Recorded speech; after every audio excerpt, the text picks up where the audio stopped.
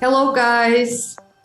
Hey, So we have really interesting topic today. So what is augmented reality and its benefits for different kind of brands? And we have these amazing people from a world-class agency, Balti Virtual, ZOE and Will. And it will be really nice them to introduce themselves. Hi, guys. I'm so excited you are here. And it will be really nice you to talk more about your journey into immersive technologies. well, Awesome. it's the earliest for Zoe, so you can go first. Yeah, it's 5 o'clock in the morning here. So yeah, I'm Zoe. I head up our business development and marketing at Balti Virtual. Been working here for about 5 years, so it's been really great to see kind of how the technology has changed over the years. So excited to be here. What about you? Um, How you came up with this idea to co-found this amazing agency? yeah, so Will G, co-founder, CEO, I really do whatever I can do to help out these days. It started, it really started about 2004, 2005. We started dabbling in VR with my last company and built a training application for the NFL to teach players football plays based on kind of video game graphics. And one component of that is we looked at adding virtual reality in, and it was interesting. It showed good results. I have a really great video clip of John Madden, the famous broadcast announcer, kind of poo-pooing this idea back in 2006, 2007, but then sort of like, yeah, it'll happen at some point. But it was a little bit of early exposure to virtual reality, and we got to look at really high-end VR headsets then. So like headsets that cost $250,000 and required 16 computers to run and all this different stuff. And so it was having that background and trying the Oculus Rift Kickstarter. That was $400. And I realized like these are almost the same experience, and it's gone down by a factor of cost of 1,000 in like 5 years. And so that was an exciting point. And then just the team we had, they're really good at video games, real-time graphics. And so this seemed like the highest application of those skills. So kind of a long-winded answer, but yeah, it started early, but really around. That's why you're doing great. Yeah. So the other day, like we were talking about, even though like people starting using like VR and AR, they don't really differentiate that these two technologies. And maybe we should jump on this topic and just say out loud what is the main difference between them. Yeah, I'll try to tackle that in a really easy way. So virtual reality is typically it creates a virtual reality for the user. So you're not seeing your own reality while you're in the experience. So that's typically a headset. Augmented reality, it augments your current reality. So you can see where you are, what you're doing, and then see graphics overlaid over top of that reality. So they're very similar, but they're also very different in how we develop for them and the use cases that we use them for. And yeah, I think touching on that point, I mean, right now the differences are pretty stark, right? Like one sort of uses a headset, the other can be delivered, well, mostly uses a phone or a tablet. But longer term, I think they're starting to already kind of get a little fuzzy. So we try not to draw the super clear distinction between AR, VR, because you look at like the Oculus Quest, like they're adding AR features to this VR device as we go. So really, I think a big difference is headsets versus handsets and those types of experience. And are you trying to build something today that targets everybody that's out there, or are you looking to really immerse somebody? So yeah, as our topic today is like what is augmented reality, let's talk about AR categories, because like people don't know really what to choose, where to start. And maybe it will be really good idea to present, to talk with the visual side, because it's not that easy to only talk about augmented reality. Yeah, absolutely. This is a big part of our kind of standard conversation with new clients and people that we meet, is sort of like, how it started, how it's going, and how it started. Like in the early days of AR, there was really only one way to do it, and now there are all these different options and choices. So I think, see if Zoe can pull up that slide. It's just a good visual representation of sort of what the landscape looks like. All right, is that coming across? Yeah. Yeah, so this is kind of around the time that we built our first AR app, 2011 timeframe. There was one show in town. You built a native app, probably using something like Unity, and deliver it on an iPhone or Android device. And this is probably most of the examples of AR that people have seen. The issue is an app is a really challenging ask for a lot of applications. So if someone wants to do there's just like an experience in the grocery store, 99% of users won't download an app. So now there are all these different things on the right side. These are all different technologies that can be used to deliver an AR experience. On the left side are all the types of devices that can be used to access one of these immersive AR, VR experiences. And you can see that it's a fairly complicated matrix of, if you want to use WebXR, it doesn't work on iPhone. If you want to use social, you can't target a desktop application. So part of the complexity now is there are all these different options, and each one has its own set of capabilities. Like broadly speaking, apps are the most capable. Like they have the most features. They can sense the environment in the most realistic way. They can kind of do everything first, and then features sort of trickle down to social, and then finally to web, where you don't need anything. You just kind of scan a QR code, give it camera permission, and away you go. But just to talk about this for a second, this picture is actually even worse in practice, where a lot of campaigns are multiple steps. And so maybe you'll start a website and go to a social filter, or vice versa. So this is just a quick example of one of the types of things that our team has worked on. We built this experience, this technology called hyperlink. So you send a URL and someone clicks on it, it does a little bit of detection. It kind of figures out between what 3D assets are associated with that URL and what platform the user is coming, what to serve them. So, and I think a lot of people are doing the same type of thing. Just send someone to a destination, figure out if they're coming on an iPhone or a HoloLens, and then try to serve up the right experience based on that. Right. So, cool. It's pretty crazy though. When we started, we just had, an app that we could build, but now there's all of these technologies on the right hand side there. I don't know if you want to move. Yeah, this was like the first 3 years of Balti Virtual, and then this has been the last. It's really skyrocketed. Yeah. Yeah, you had a long way to go. But mainly, maybe we can also talk and show people like what is social AR, for example, because like everyone is asking me, for example, what do you mean about social AR? And when I mention like filters, it is like not so easy for them to understand. So maybe, yeah, thank you. Yeah, absolutely. I mean, primarily social AR is AR content that's delivered through an existing social media app. So whether that's Instagram, Snap, I guess TikTok, and to a much lesser extent, Facebook, they all have the capability to add AR features to their camera.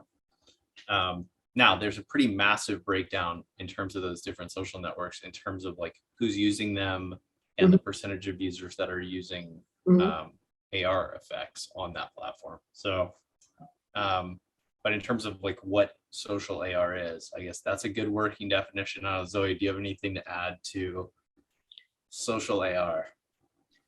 Yeah, not really, but I was just going to say there's a lot more than just filters on the platform. Like this example we're showing here on the left-hand side is something that we built completely in Snapchat. It was a game that we created for the Washington Capitals, and it launched off of this like collector's item cereal box.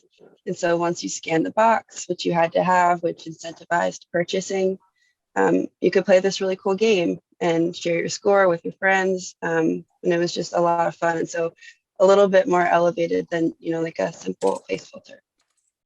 Yeah, that's a good point. I think it's almost like we need better terminology. Some platforms call these experiences lenses or filters, and they are more than that. Yeah, Instagram started with like a filter was just a set of colors that you're mapping to other colors. So Zoe's absolutely right. It's a lot more than that. They're almost like experiences or apps. What are the main categories from social AR which are really popular among your clients?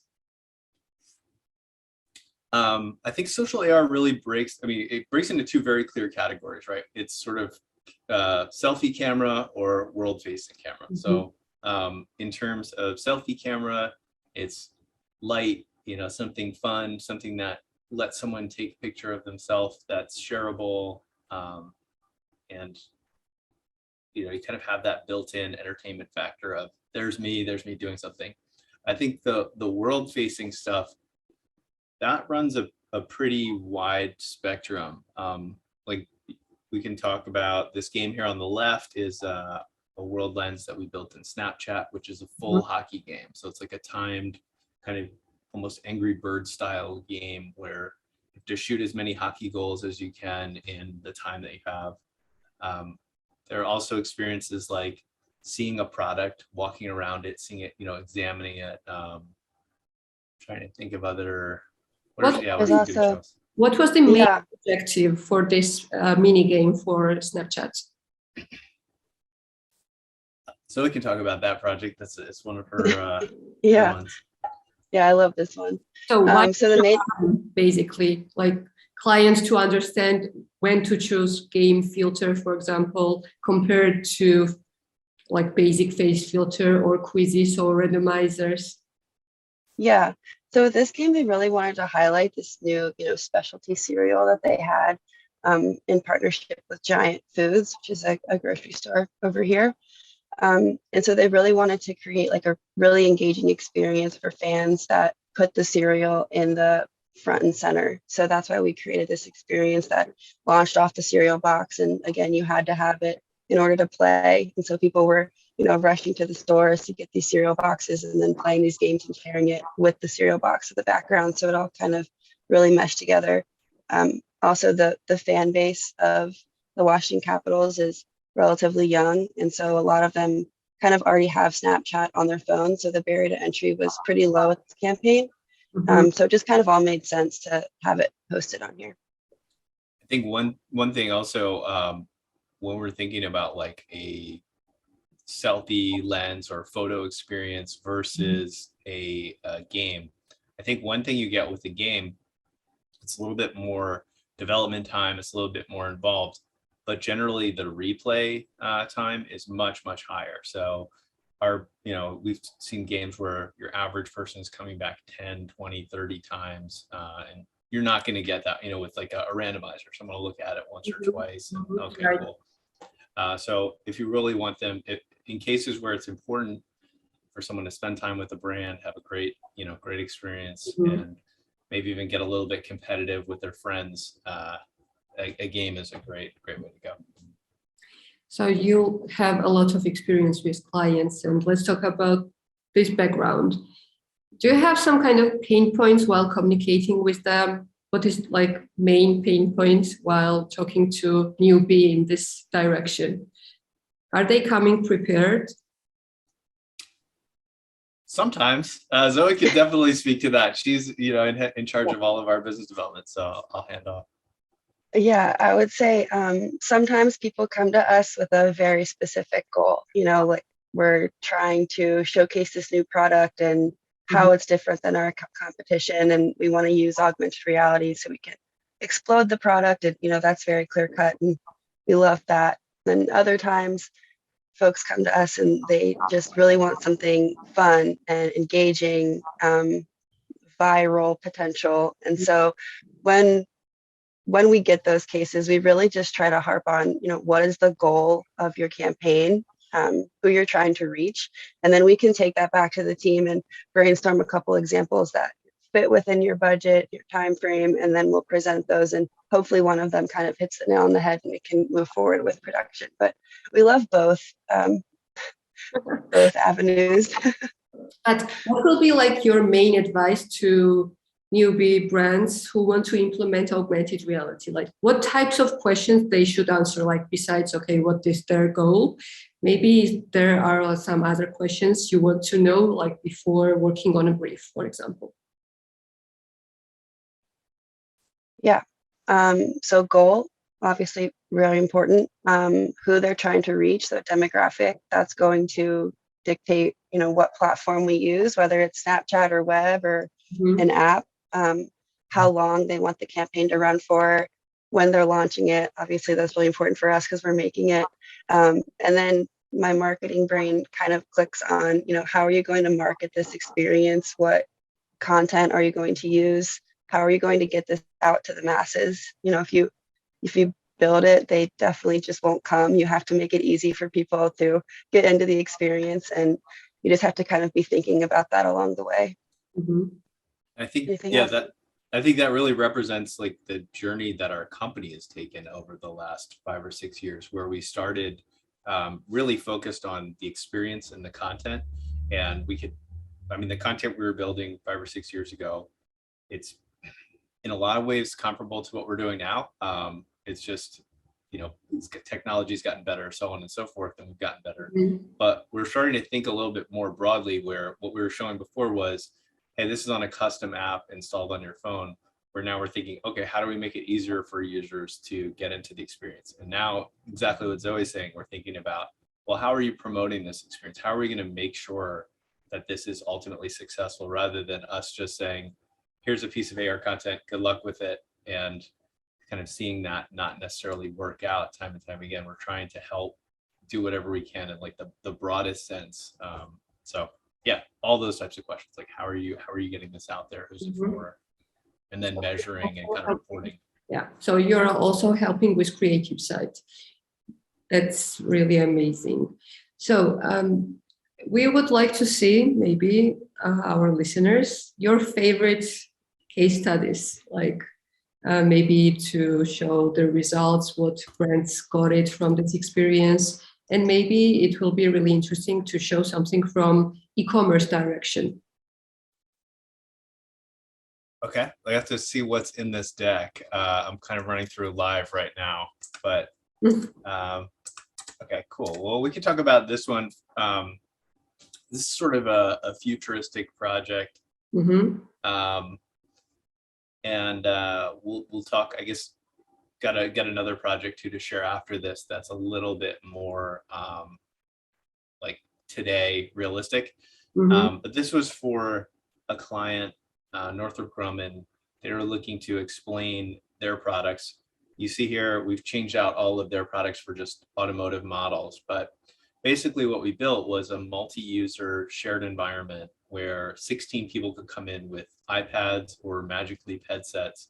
They could be in a shared space and see this 3D presentation run through. And so I think in terms of like a sales or e-commerce kind of business to business type of environment, this is super powerful, these types of presentations, because you can give someone a physical product that gives them a feel for, a digital model that gives someone a feel for what the end product will kind of look and feel like.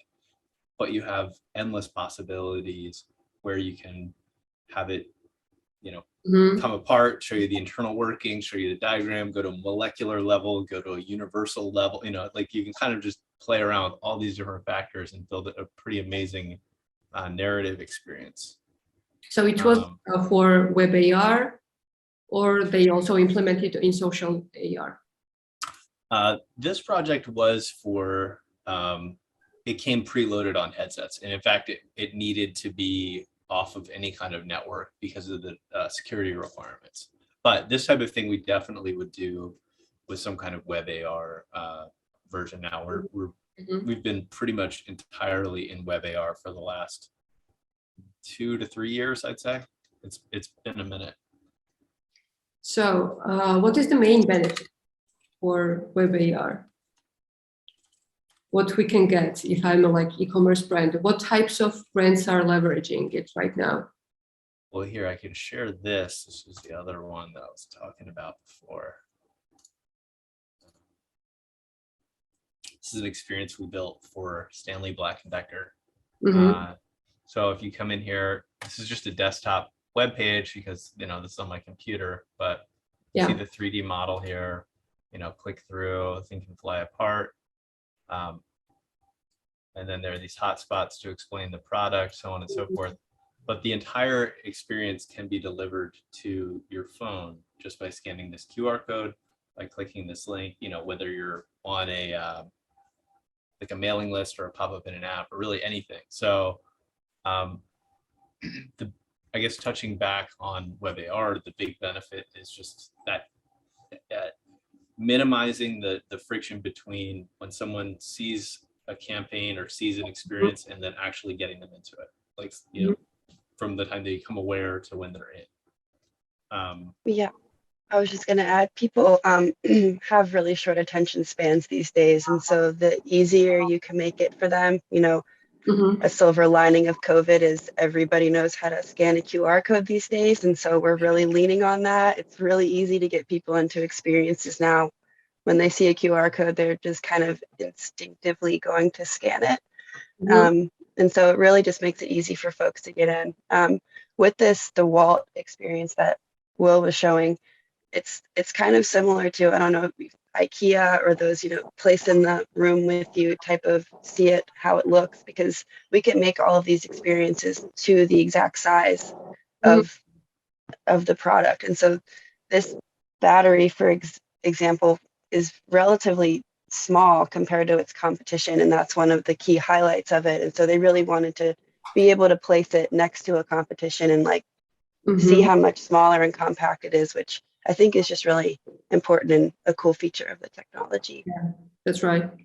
And also, like, we should also talk that people understand that you can do any kind of experience in web AR, not only product visualization. You can do try-on campaigns, which is really good for those kind of brands who are selling, for example, sunglasses, beauty brands, jewelry, and so on. And do you have experience, because like some brands are going in this direction, who want to build those kind of experiences with gaming into like in web AR? Like having some games on their websites. What can you say about this? What is good for? Maybe you can do leaderboards there. Do you have experience with that?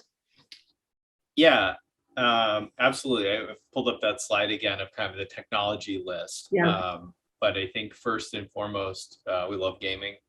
Background, I started in the game industry. My co-founder David also started in the game industry. So yeah, we've seen we have a lot of fun building games, and I think we've seen fantastic engagement for when we publish a game. So just kind of putting that piece out there. But I think the other thing that's worth mentioning is all these technologies are a little bit different, and they have different strengths and weaknesses. Like for instance, AR Quick Look or Scene Viewer, the two at the bottom, those are the kind of native iOS and Android. Here's a model, you can view it. They're able to show like texture and detail very well. They're able to show real world scale accurately, but they really don't have any great amount of interactivity. Somehow like the beginning features, but like the ability to click through a product or play a game or have any experience like that. So then on the other side, you have like web experiences, which maybe aren't quite as realistic. They're not quite as, you know, they can't capture the real lighting in quite the same way. They're, you know, everything's kind of playing catch up on the technology end, but you have unlimited interactivity. So a big part of like where you fall in this web, even within web AR, is about what you want to do. Are you trying to show a product super realistically, or you're trying to create a game, a leaderboard? Like all those things are great applications. But yeah, we always start with kind of like, what's the goal? Then we can try to figure out the technology. So we can talk like whole day on augmented reality, I guess. But maybe to go to like finish line, we can talk about like future. In your experience, like where we are going, there's so much hype about like metaverse, this keyword metaverse, and Yeah. so on. And in your opinion, where can be augmented or virtual reality be, for example, in 10 years, and how brands can leverage in the future? Well, I think there's kind of like the ongoing joke of the industry for the last 10 years. We've been 10 years away from, the ideal smart glasses that look like Ray-Bans, but track perfectly and, kind of violate all the laws of physics, but are totally amazing. I don't know if we're going to be there in 10 years. I think in 10 years, Not we're very optimistic, Will. well, no, I just think like there will be amazing experiences, but I think that the idea of like, there are a lot of limiting factors that make, a HoloLens look the way that it does today. And like they've said, okay, let's forget field of view in order to get a little bit more battery, in order to get better tracking. Snap spectacles, the latest ones, those are really cool. I think they have a battery life of like 30 minutes.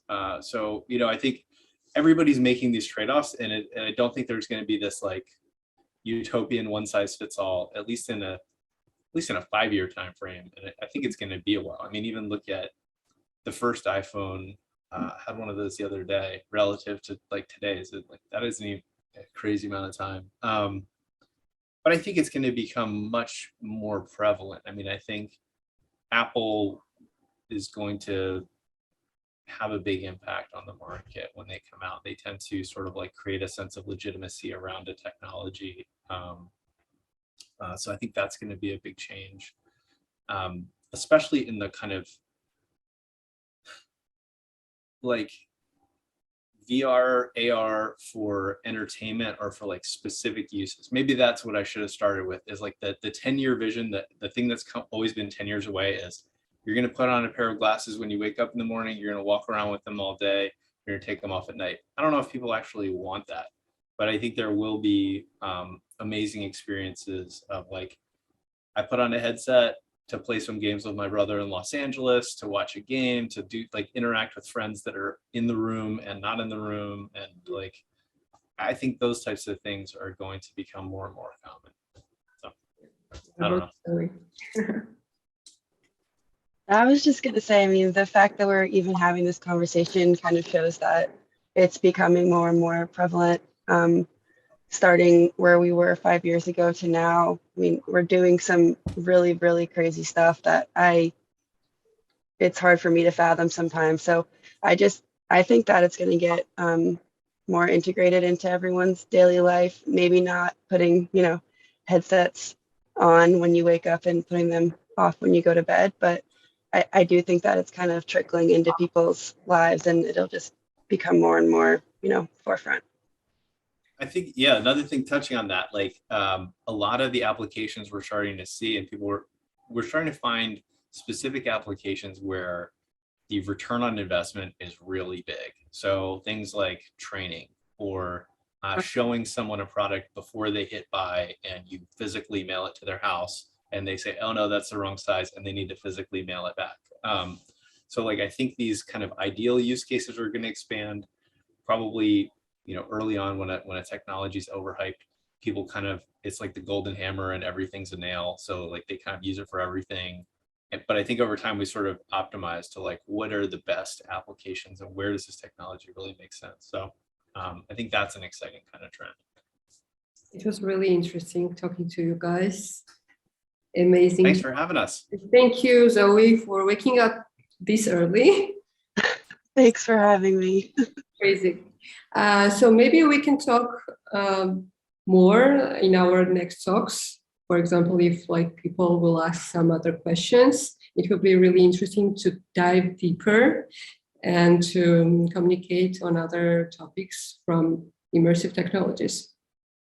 Sounds good. And in the meantime, you know where to find us, baltivirtual.com, and on all of the different social networks. So always happy to talk about this stuff, and look forward to the next conversation. Thank you, guys. Have a nice day, you, Zoe, and you, evening, right? Yeah, I'm still morning, but yeah, Hey, You have a nice afternoon, evening. evening. Yeah. Okay, bye-bye. Take care. Bye-bye. Yeah.